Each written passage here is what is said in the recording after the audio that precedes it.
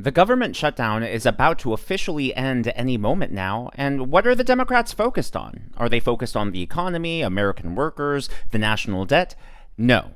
Now that the government's about to reopen, the Democrats, well, their main focus, their main priority is Jeffrey Epstein. Yes, we're still talking about this in 2025. So earlier today, the Democrats released a whole bunch of new emails that supposedly tied President Trump to Jeffrey Epstein.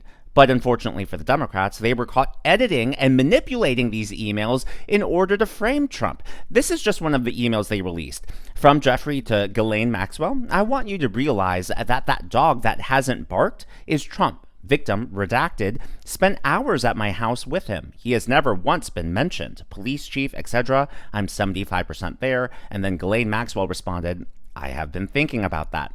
So it makes it sound like President Trump was, doing something nefarious at Jeffrey Epstein's house. But there's just one question. Why did the Democrats redact the victim's name? Because here's the thing.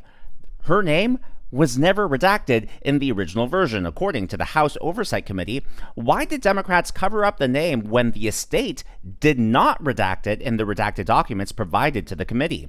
It's because this victim, Virginia Giuffre, publicly said that she never witnessed wrongdoing by President Trump. Democrats are trying to create a fake narrative to slander President Trump. Shame on them. And lo and behold, yes, we have it right here, the unredacted version. I want you to realize that that dog that hasn't barked is Trump. Virginia spent hours at my house with him. He has never once been mentioned. Now, this part is interesting. He has never once been mentioned, police chief, etc. So at this point, when this email is being written, there's been investigations going on into Jeffrey Epstein, and President Trump's name has not been tied into any informants. Like the police chief never mentioned President Trump. So I'm assuming that 75% there means that Jeffrey Epstein is like 75% there to trusting President Trump. If I'm misreading this, or if you have additional context, let me know down in the comments below. But this is interesting because earlier in the year, House Speaker Mike Johnson said something that, confused a lot of people. And quite frankly, a lot of people like me, we said, yeah, right, that just sounds a little ridiculous. See if this rings a bell. Not saying that what Epstein did is a hoax. It's a terrible, unspeakable evil. He believes that himself. When he first heard the rumor, he kicked him out of Mar-a-Lago. He was an FBI informant to try to take this stuff down. The president knows and has great sympathy for the women who have suffered these unspeakable harms. It's detestable to him. He and I have spoken about this as recently as 24 hours ago. Did you catch that? Mike Johnson said that President Trump was an FBI informant. So a lot of people at that time, and I will admit I was one of them, I said, that just sounds weird. But then you now have this email that essentially says that, he was never once mentioned, police chief, etc. I'm 75% there. Well, that really ties into that. And you actually take a look at the statements from Bradley Edwards, who, by the way, was Virginia Giuffre's attorney. And he said, the only thing that I can say about President Trump is that he is the only person who, in 2009, when I served a lot of subpoenas on a lot of people, or at least gave notice to some pretty connected people that I wanted to talk to them, he was the only person who picked up the phone and said, let's just talk. I'll give you as much time as you want. I'll tell you what you need to know. And that's not all. Bradley Edwards also said, and he, Trump, was very helpful in the information that he gave and gave no indication whatsoever that he was involved in anything untoward whatsoever, but had good information that checked out and helped us. In other words, they corroborated this, and President Trump was telling the truth, and we didn't have to take a deposition of him. Wow. That sheds a lot of light and adds a lot of context to things we've been discussing over the last few years. Well, Caroline Leavitt at the White House was confronted over these new emails, and she gave a pretty good takedown, pretty good pushback against the media. Did the president ever spend hours at Jeffrey Epstein's house with a victim? These emails prove absolutely nothing other than the fact that President Trump did nothing wrong. And what President Trump has always said is that he was from Palm Beach, and so was Jeffrey Epstein. Jeffrey Epstein was a member at Mar-a-Lago until President Trump kicked him out because Jeffrey Epstein was a pedophile and he was a creep. And this email you refer to with the name of a victim that was unredacted now and has since been reported on in this room, so I will go ahead and say it, Virginia Giuffre. And it was CBS's own reporting, Ouija, that recently wrote that Miss Giuffre maintained, and God rest her soul, that she maintained that there was nothing inappropriate she ever witnessed, that President Trump was always extremely professional and friendly to her. And so I think it's a question worth asking the Democrat Party, and you should all go ask them after this briefing, of why they chose to redact that name of a victim who has already publicly made statements about her relationship with Jeffrey Epstein and is unfortunately no longer with us. Sometimes the most obvious, sometimes the easiest explanation is the correct one, and I believe it is the correct one here. The only logical reason why you would redact her name in the first place is to make President Trump look like a bad guy. Now, if they had actually shown her name, well, there would be a ton of evidence. Virginia liked President Trump, as Caroline Leavitt said. She testified under oath. Now, what's absolutely disgusting about all of this is the Democrats, well, they obviously know that Virginia is no longer with us, so they are using a deceased person's name, her legacy, in order to manipulate and twist the truth in order to go after one of their political opponents.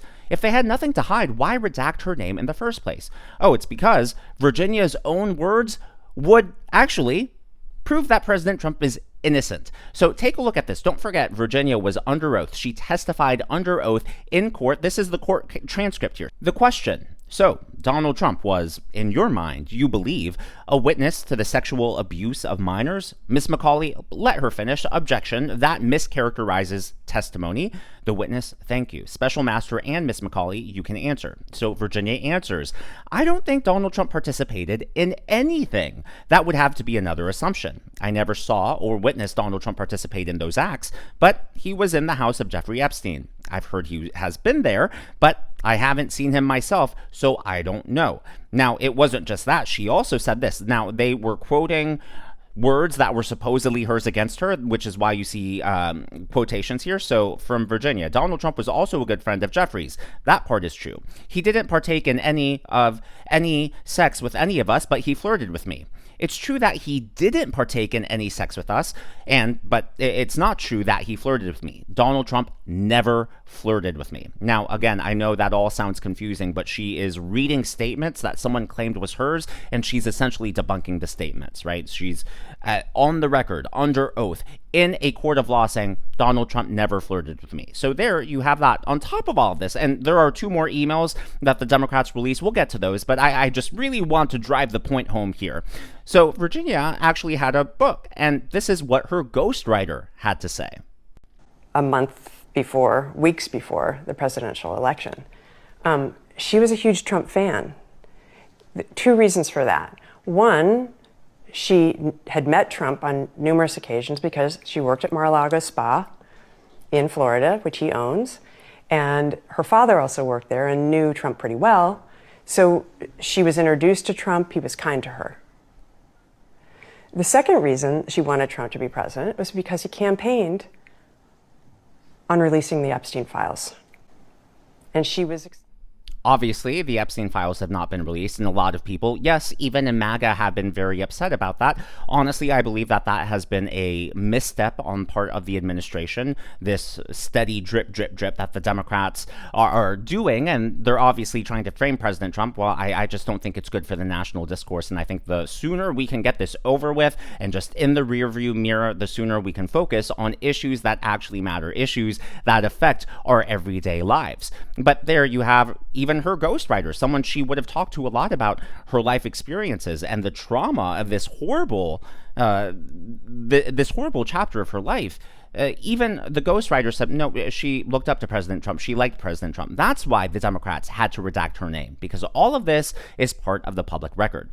Well, another email that the Democrats put out there in order to try to frame President Trump was from this guy, Michael Wolff, to Jeffrey Epstein. Now, if the name Michael Wolff sounds familiar, it's because he's actually a journalist. We were told during President Trump's first term that he's one of the best journalists ever, and for those of you who remember, he was actually granted access to the Trump administration and wrote a book about President Trump.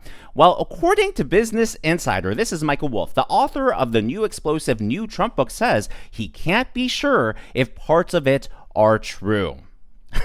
Okay, so that says a lot about his credibility, or lack thereof. Now, here is the email from Michael Wolff to Jeffrey Epstein. I think you should let him hang himself. If he says he hasn't been on the plane or to the house, then that gives you a valuable PR and political currency. You can hang him in a way that potentially generates a positive benefit for you. Or, if it really looks like he could win, you could save him, generating a debt. Of course, it is possible that when asked, he'll say Jeffrey is a great guy and has gotten a raw deal and is a victim of political correctness, which is to be outlawed in a Trump regime. So this was actually from 2016. The most interesting part here is that this is actually the last response in a back and forth. So the original email came from Michael Wolff at the very bottom here. I hear CNN planning to ask Trump tonight about his relationship with you, either on air or in scrum afterwards. Jeffrey responds, if we were able to craft an answer for him, what do you think it should be? So that was what Michael was referring to in that first email that I read. Now, what's interesting is, first of all, how did Michael Wolff know what CNN was going to ask and when it was going to ask it? Second, why is he providing consulting services to Jeffrey Epstein and trying to, manage his public relations? That's just really weird on its own. Second of all, there's actually nothing incriminating in that email right there. They never say it's what the Democrats are basically trying to push is guilt by association, right? We do know Trump was in the House, but that doesn't mean he did anything wrong or illegal, as Virginia said, and we have her testimony.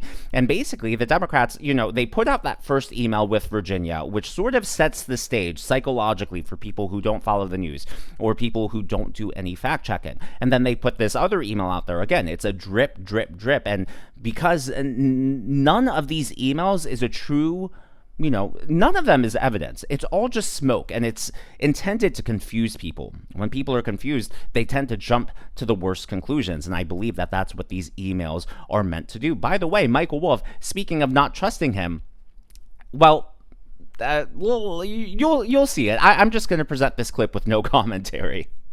You said during a TV interview just last month that you are absolutely sure that Donald Trump is currently having an affair while president behind the back of the First Lady. And I repeat, you said you were absolutely sure. Last week, however, you backflipped and said, I quote, I do not know if the president is having an affair. Do you owe the president and the First Lady an apology, Mr. Wolff? I can't hear you. Just last month, you said you were absolutely sure that the president was having an affair, and now you say that he is not. I'm not getting anything. You're not hearing me, Mr. Wolff? I'm not getting anything. We were hearing each other well just before. You're not hearing me, Mr. Wolff? Do you hear? I'm not. Mr. Wolff was hearing me before, but he's not hearing me anymore. So it looks like the interview may be over. Michael Wolff's book, Fire and Fury, Inside. So obviously you can't trust Michael Wolff. He said he's not sure if what's in his book was accurate. Right there, I think the timing, you can hear everything in the interview, then all of a sudden you get a tough question. A question, by the way, which could potentially expose you for libel and defamation. Oh, suddenly I can't hear. The timing is just a little too coincidental, wouldn't you say? I think so. Even if something was incriminating in that email, and again, there's nothing incriminating in that email, but even if something was, we obviously can't trust anything that Michael Wolff puts into writing. Well, the last email that the Democrats are really pushing is this one from Jeffrey Epstein to Michael Wolff. Victim, Mar-a-Lago, redacted. Trump said he asked me to resign. Never a member, ever. Of course he knew about the girls, as he asked Ghislaine to stop. Well, that also was a lie. He was a member. That's why he was banned and kicked out of Mar-a-Lago. As far as knowing about the girls, it is well known that President Trump told them to stop trying to recruit girls from there. But just because they were recruiting, President Trump didn't know, right? This is all before that was public knowledge of what Epstein was doing. The horrific sexual things he was doing. Just because you're telling someone to stop doesn't mean that you're aware of everything. Now, in 2020 hindsight, obviously, it's very clear. But if you just suspect something iffy is going on, you have a bad feeling, what is Trump supposed to do? Go to the police and say, well, I don't like what the... No. And it's not...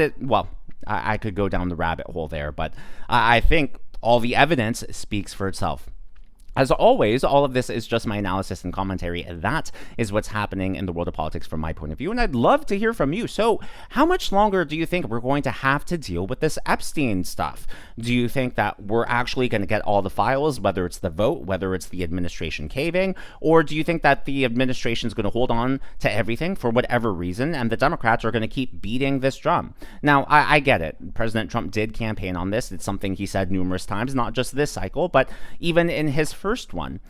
But, you know, it's news to me that President Trump was an FBI informant. Like I said, when Mike Johnson first said it, I didn't believe it. But now that we see these emails and you see Epstein referencing, you know, insiders talking to the police, informants, and he's saying that President Trump's name was never brought up. Well, to me, that would seem to corroborate the fact that, you know, Trump was working with the FBI, and it just proves that he was a good informant. Now, maybe I'm too naive, maybe I'm just being optimistic about it, but hey, the story is lining up. Again, let me know your thoughts down in the comments below. If you haven't already, please be sure to leave me a thumbs up. I know it's a simple thing to ask for, but it really does help me reach more viewers like you in the algorithm. Be sure to smash that subscribe button and to check out one of these videos.